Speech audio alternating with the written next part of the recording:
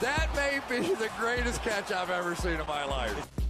Okay, I think the last time we did a Dynasty rookie mock draft was maybe a month ago. At this point, you're going to be super happy to go through, dive into yet another 2022 Dynasty rookie mock draft. Of course, we did this over there on Patreon, where you can also find our Dynasty Fantasy Football rankings, where hopefully by the time you get this video out, actually, I want to say yes, 100%. By the time you're watching this video, we will also have our official Dynasty rookie rankings posted on Patreon as well. And of course, when you join the Patreon community, you get an in-depth podcast breaking down your Dynasty team. You also get access to be in our Dynasty Fantasy Football Flock Patreon leagues. You get it.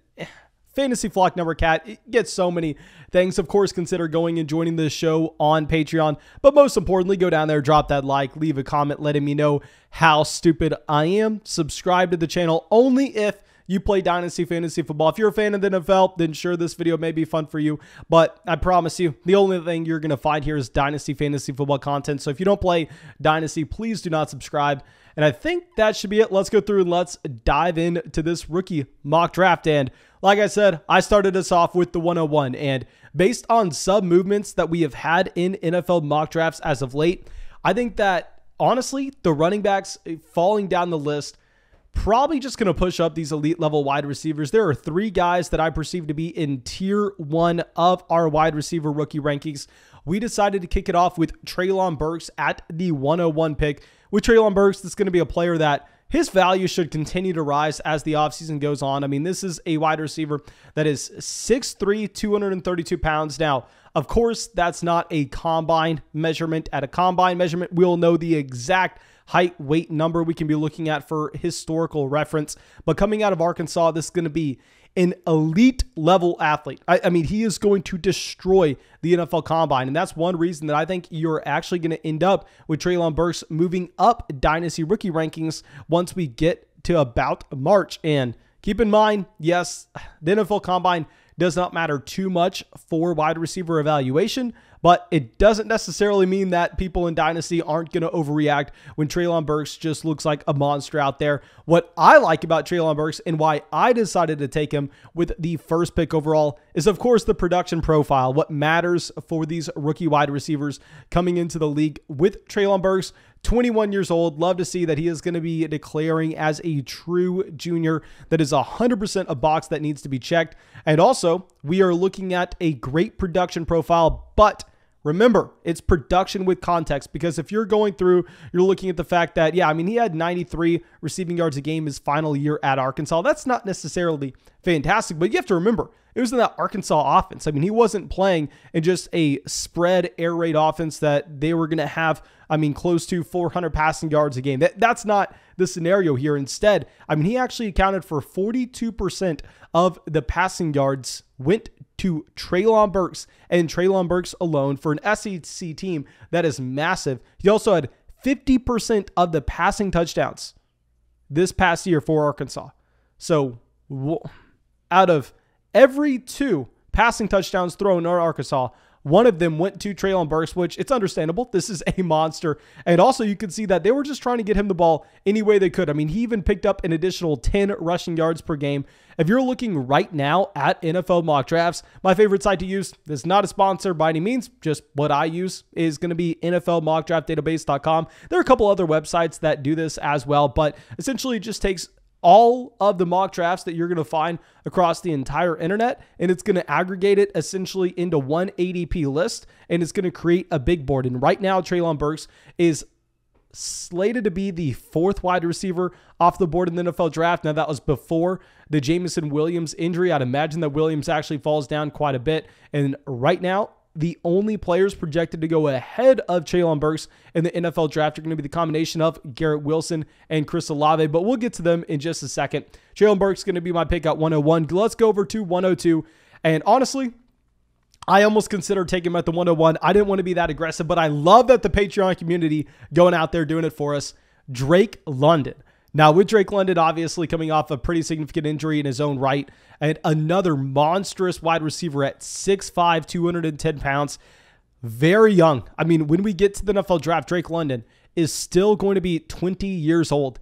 And if you're going through and looking at what we had through his collegiate career, I mean, if we knew that he was going to be the same level athlete as Treylon Burks, Drake London would be my wide receiver 1. If we knew that he was going to get that draft capital, Drake London would be my wide receiver 1. And don't be surprised if we get to May and we already have him at that spot. There are going to be a lot of things changing throughout this entire offseason. For now, he's definitely in tier 1.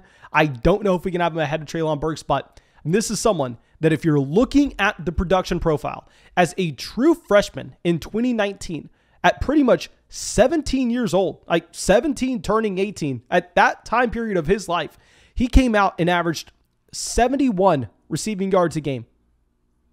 He averaged 71 receiving yards a game, where Michael Pittman had 98 receiving yards a game as a senior, where Amon-Ra St. Brown had 80 receiving yards a game as a sophomore. Drake London was right there. He was an every down player, almost had the same production as him at 17 years old. Like, Drake London, it looks like a way better prospect than either Michael Pittman or Amon-Ra St. Brown was. And then going to his true sophomore season, where Amon-Ra St. Brown was a year older. Amon-Ra St. Brown was a junior. And here you actually have, Drake London, 18 turning on 19, averaging more receiving yards per game than Amon-Ra St. Brown. And then Amon-Ra St. Brown leaves in his final season at USC at 20 years old. He comes out, averages 11 receptions a game. He averages 135 receiving yards a game and almost a touchdown a game. He has half the touchdowns at USC go to Drake London, and 45% of the receiving yards go there. If it wasn't for the injury, if it wasn't for any questions that we possibly have about his athletic profile, Drake London would be my 101 in this draft class. And there's a real possibility that that's what he is whenever we get to May. But for now, I'm going to be a little hesitant. Love that the flock over there on Patreon's considering pushing him up to the 102. Love to see it. Drake London, we've said this before. He is my favorite rookie. Let's go over to Garrett Wilson, who went off at the 103. The big 3 wide receivers in this draft class. With Garrett Wilson, not much to talk about. This was a 5-star prospect. Goes to Ohio State. Crushes it at Ohio State. This is someone that goes through and as a freshman, not super productive, but keep in mind, he's playing at Ohio State. What do you want? His sophomore year, this is where he has the massive jump up. You have Jamel Williams, you have Chris Olave, both at Ohio State, and then you have Garrett Wilson accounting for 34% of the receiving yards on a per game basis here. Chris Olave, did have more production, and I will speak positively about Chris Olave later on in this video. I think he actually was a massive value in this draft, but you do have Chris Olave being a true junior, whereas here Garrett Wilson was that true sophomore. But the reason that Garrett Wilson's jumping Chris Olave in everybody's rankings this year is this past season where he averages 96 receiving yards a game. Compared to Chris Olave falling to 85. Now Jackson Smith, Enigma, coming out and just crushing it. He is going to be probably the best wide receiver next year's draft class. He was actually the wide receiver 1 at Ohio State. And based on, here, never having Garrett Wilson as the wide receiver 1 at Ohio State, never having him lead his team in receiving yards. I understand the target competition was absurd. The target competition was unreal. I still probably have Drake London over him. I think that we are going to end up having Drake London at the 102 in my own rankings, and we are going to have Garrett Wilson here. I think there's the big 3 at wide receiver this season with Garrett Wilson, Drake London, and Treylon Burks. But let's go to our next player off the board. Let's go to the 104. And we actually ended up taking him at the 101 in our last rookie mock draft about a month ago, but he's fallen down in NFL mock drafts. It's going to be Isaiah Spiller, who right now, looking like he's checking some boxes. He definitely has the size if he does get the weight. He's listed at 6'1", 225 pounds, but it's really going to be important to make sure that he has the adequate BMI at the NFL Combine. He was a great pass-catching running back at Texas A&M. Now, one concern that I have for Isaiah Spiller is the decision-making ability. We talk about this all the time, but these players that decide to go to OU, these players that decide to go to Texas A&M, I understand you're young. I understand you're 17 years old, and maybe you're not thinking straight, but I don't know why anybody would voluntarily decide to go to sign up to go live in College Station for 4 years of their life. I mean, why not go to the University of Texas at Austin? I mean, hook 'em horns. Of course, if he was able to check that box, if he was able to go to the University of Texas, I probably would be a little bit more excited about Isaiah Spiller. But of course, all jokes aside, it is a little concerning seeing that right now he's being mocked as the 54th pick off the board, as the third running back in NFL mock drafts. I will say I actually probably prefer him as running back 1 or running back 2. We'll get to that reason a little bit later on in the video. But with him falling down NFL mock draft boards, I mean, NFL draft capital is going to matter so much. I mean, way more at the running back position than it will at wide receiver, because obviously, I mean, running back's mostly just about getting that opportunity, but he should be a valid pass catcher if he does.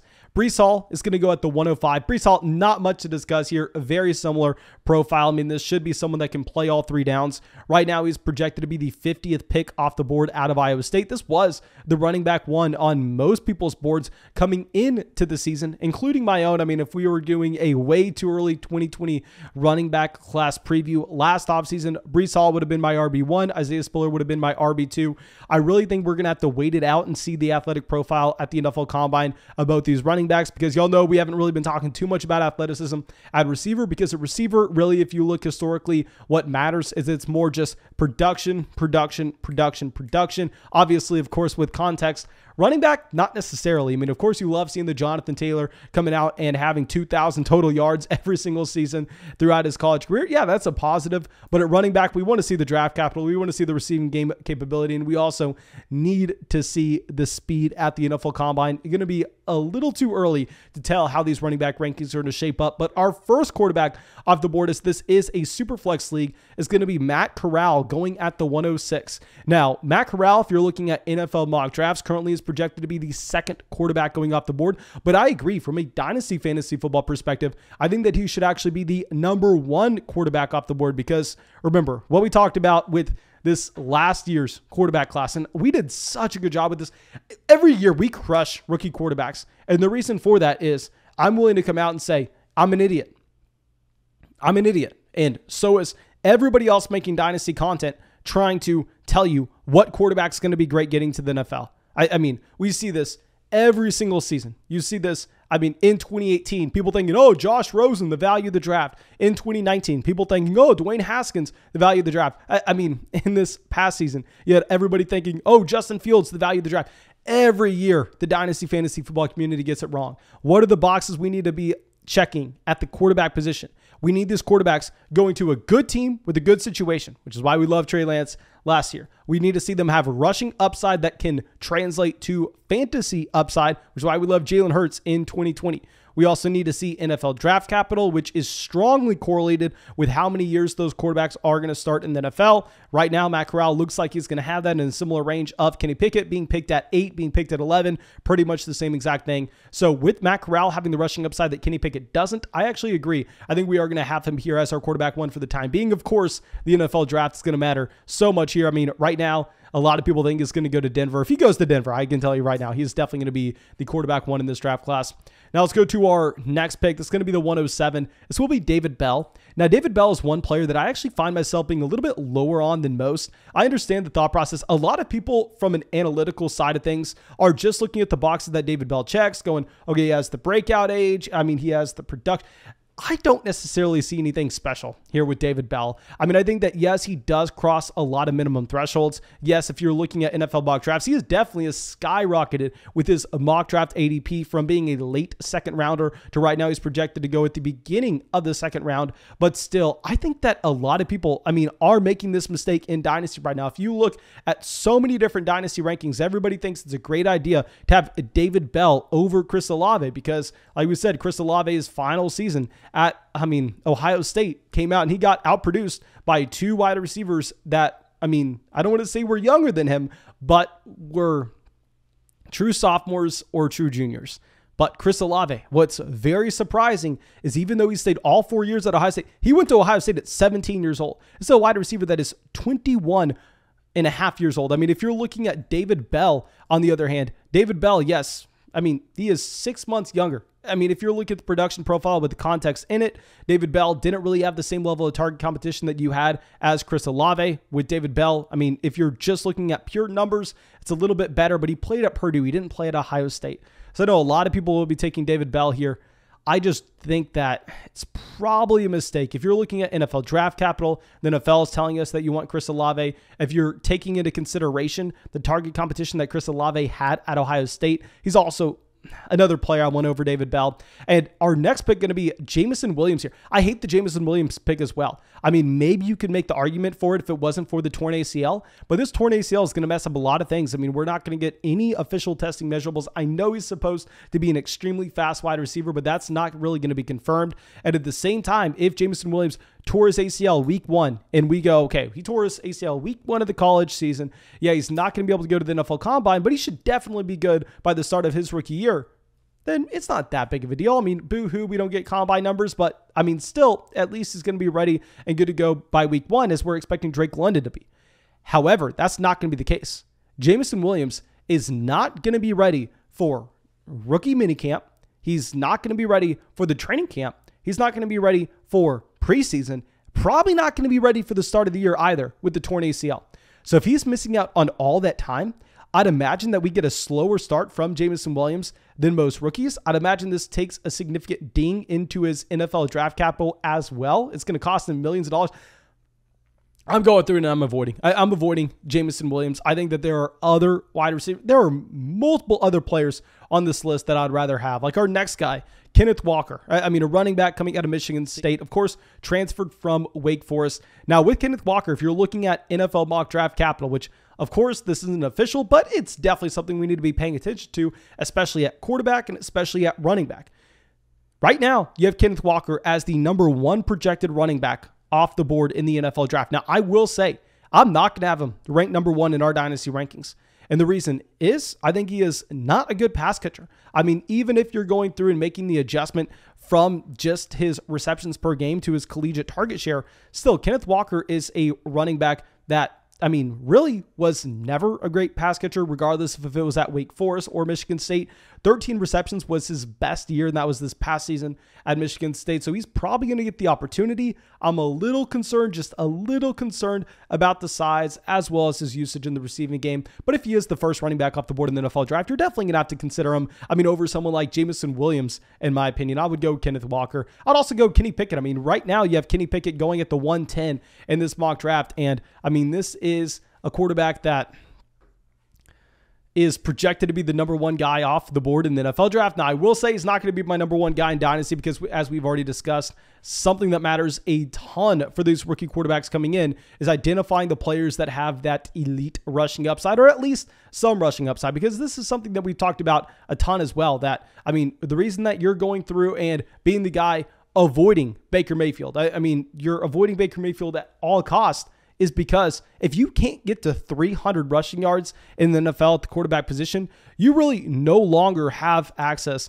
to, I mean, top 5 upside. I mean, unless you're Aaron Rodgers, unless you're Tom Brady, literally, maybe if you're Matthew Stafford couldn't even get that ceiling this past year. It's going to be extremely hard for you to do that. And the reason for this is what we talk about all the time. Rushing at the quarterback position is a literal cheat code where if you just get to 300 rushing yards and say you're able to also pick up 6 rushing touchdowns. I mean, if I can do some simple math here and we convert that 66 fantasy points over to passing yards, that's like adding in an additional 1,600 passing yards to just your passing statistics. So if you are a Kenny Pickett, you're going to the NFL, you are going to have to be an elite pocket passing option for you able to overcome your lack of rushing upside. So that is why I'm going to prefer to have someone like Matt Corral, who maybe goes a couple picks behind him in the real life NFL draft. However, from a dynasty fantasy football perspective, I think Matt Corral is actually going to be more valuable. And now let's go to our next player. This is someone that I think I'm going to be all over in rookie drafts this year because he's going after David Bell in pretty much every single one. It's going to be Chris Olave. And I think that while, yes, people are definitely moving him down as they should based on Garrett Wilson and Jackson Smith-Njigba outproducing him this past year, where Chris Olave was a senior and actually had Garrett Wilson as a true junior. It's understandable. But as we have said, can we please put some context in this? That Garrett Wilson, Jackson Smith-Njigba, they are both wide receivers that are going to possibly go in the top 10 picks of their respective NFL drafts. And at the same time, I mean, it's not like Garrett Wilson came out here and crushed Chris Olave at a much younger age. Let me pull this up just to make sure that I'm not lying to y'all here. Let me pull up Garrett Wilson's birthday, and let's pull up Chris Olave's birthday. Just because Chris Olave got there and he started playing at Ohio State at 17 years old, I don't necessarily think that we need to be holding his feet to the fire and saying that he is some massive disappointment. Yeah, so you had Chris Olave, born June 27th, 2000. It's crazy to see how much younger they are than me. It's embarrassing. But you had Garrett Wilson, born July 22nd, 2000. So Chris Olave is less than a month older. They're essentially identical in their age. And Chris Olave did outproduce Garrett Wilson his true junior season. I mean, Chris Olave came out and he was pretty damn good. I mean, this was a wide receiver that a lot of people thought was going to be the #1 guy off the board in this draft class. I mean, that true junior year, he had 104 receiving yards compared to Garrett Wilson in his true sophomore season at 90. And of course, I'm going to have Garrett Wilson over Chris Olave. But I think there's a reason you're seeing the NFL draft, I mean, project Chris Olave to be going off the board, I mean, as the essentially second wide receiver now that you have the Jamel Williams injury. So the NFL draft's telling us that Chris Olave is probably going to be the second guy off the board. Now, keep in mind, I still have, I mean, Drake London. I still have Treylon Burks over him because I do believe that those wide receivers could see a significant amount of target volume that Chris Olave possibly doesn't get. But to be then taking someone like David Bell over a lot, I can't get behind it. I'm taking Chris Olave over David Bell. I'm taking him over Jamel Williams as well because, I mean, another thing is with Jamel Williams, this is a wide receiver that couldn't get on the field and couldn't produce whenever you had Garrett Wilson and Chris Olave on the same team. I mean, we already saw how that played out. We already saw that the coaching staff at Ohio State went, you know what? Yeah, Garrett Wilson and Chris Olave, y'all are both significantly better than Jamel Williams. We don't have to get him involved. And then also he has the torn ACL. So I think Chris Olave at the 112 is going to be, I mean, a fantastic pick. And I apologize, that's the 111. The 112 here is going to be Sam Howell. And we also have the 201 to talk about. This is going to be Sam Howell and Malik Willis going back to back. And I think at this point, you would be a crazy person. You see it happen here, but I think you would have to be a crazy person to take Sam Howell over Malik Willis from a fantasy football standpoint. Very similar to how we were all about Jalen Hurts in that 2020 draft class. Malik Willis is going to be another one of those guys where right now he's projected to be a late first, early second round NFL draft pick. But what is very impactful about this is if you're looking at his ceiling. Because from a fantasy football standpoint, what is the ceiling of Malik Willis and what is the ceiling of Sam Howell? Even if Sam Howell and Malik Willis, they go through and say they're starting by week 8 this upcoming season, which is not guaranteed at all for quarterbacks being selected in this range. The second that Sam Howell gets the start for God knows who he's playing for, is he going into your starting lineup? Probably not. Not even in a super flex format. If he's your quarterback 2 in a super flex league, you're probably not putting him in your starting lineup. However, with Malik Willis, who averaged 94 rushing yards a game as a junior at Liberty, you're going to go through and play him. It doesn't matter if he's going to be a horrible real life NFL quarterback, just based on the rushing upside alone, very similar to what we talked about Jalen Hurts. The second, and I repeat, the second that he is starting, he is going to be in your starting lineup. So I think Malik Willis is someone that I'm definitely going to have above Sam Howell. I think Matt Corral and Kenny Pickett are both probably guys that you have to have over Sam Howell and Malik Willis just because with their draft capital, it's going to give them a lot more job security. But of course, please let me know what y'all think. Go down there, drop a like, leave a comment, let me know why I am so stupid. Subscribe to the channel, and I hope you have a great day and hope we get to see you out with our next Patreon mock draft sometime soon.